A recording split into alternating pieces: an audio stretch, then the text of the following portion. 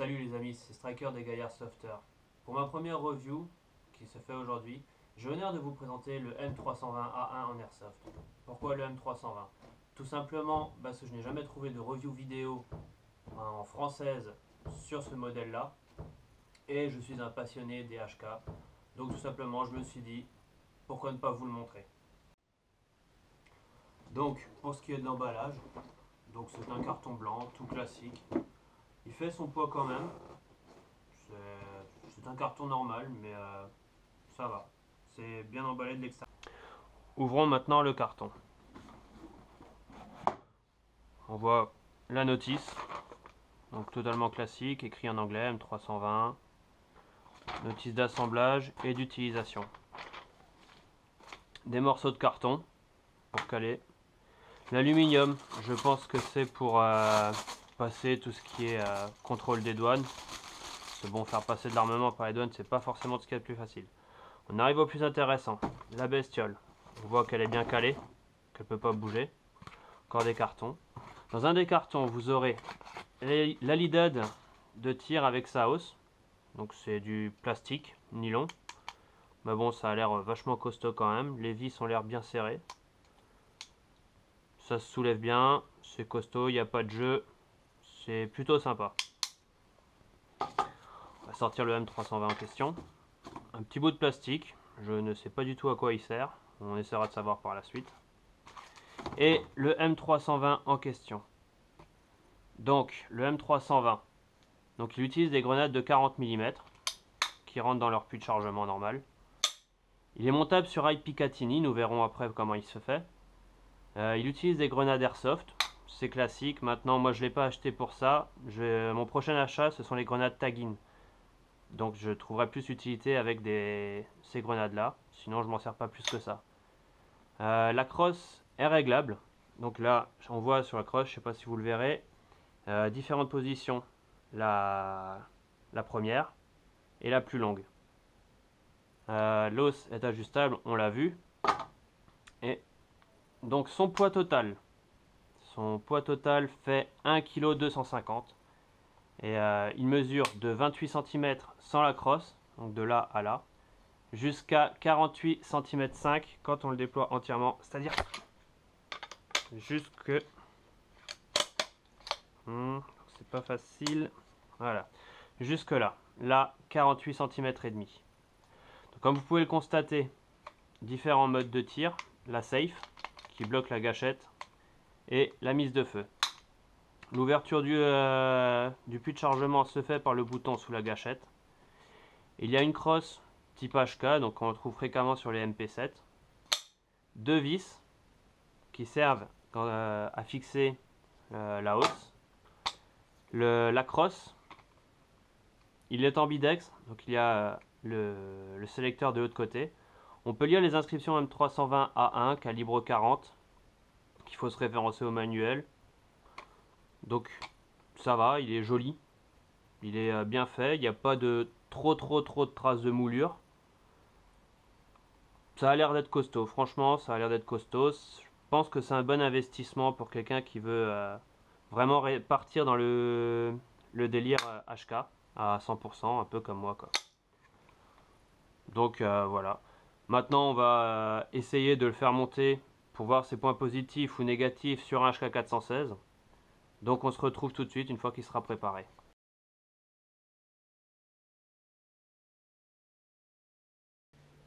Donc pour le montage du M320 sur le HK 416, nous avons donc besoin du M320, de sa hausse et logiquement moi j'ai pris un HK 416 mais il se monte aussi sur HK 417 normalement, et tout ce qui est à base de rail Picatinny.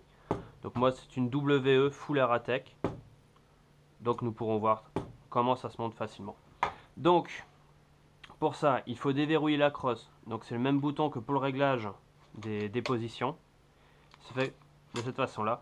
Il faut faire gaffe, ici il y a un petit crochet qui permet d'éviter justement à la crosse de sortir puisqu'il s'accroche ici. Maintenant si on le soulève de cette façon là, on peut le faire sortir. Donc ça y est, nous avons désassemblé la crosse. Maintenant même manipulation sur le HK 416. On la met, on le met, On l'enclenche, on appuie sur le bouton et il est mis en position. Donc il tient, c'est nickel. Premier défaut que l'on peut constater, il y a du jeu. Donc ça peut être contraignant. Je pense qu'il y a peut-être une légère modification à faire à cet endroit-là ou de l'autre côté, histoire de pouvoir le caler. Donc ça c'est un problème qu'il va falloir que je me penche dessus, parce que bon, c'est quand même celle que je me sers pour quand on joue dans le village de combat. Donc c'est assez contraignant, je pense. Pour monter la lisette de tir, nous avons besoin petit lot d'outillage. Vous pouvez prendre une clé BTR de 4 mm. Moi j'ai le lot d'outillage, donc j'utilise ça, hein. On va pas acheter pour rien. On dévisse les deux vis, on les retire.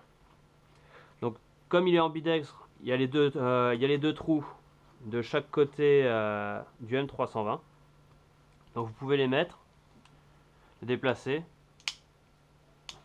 Donc dans le fonctionnement, là où vous verrez les écritures, ça va vers l'arrière de la réplique.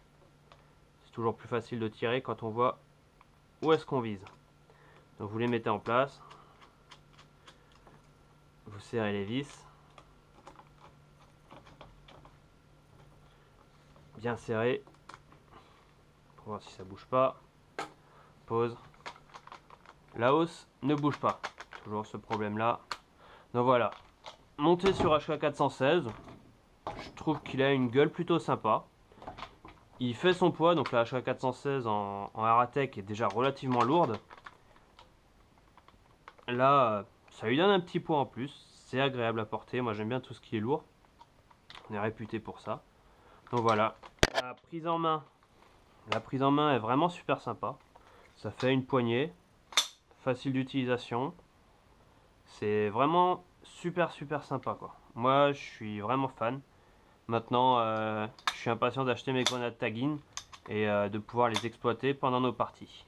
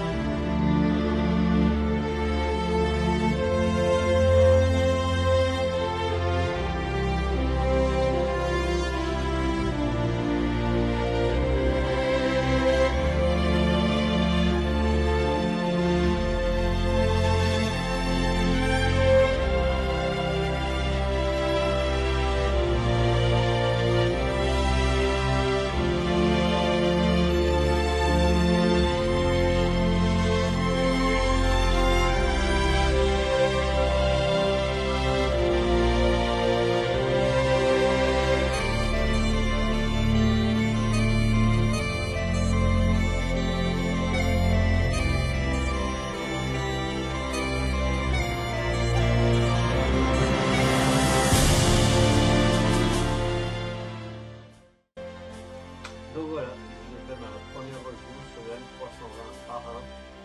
J'espère que vous a plu. Si vous êtes intéressé, elle est disponible dans les alentours de 120 € sur Liberty.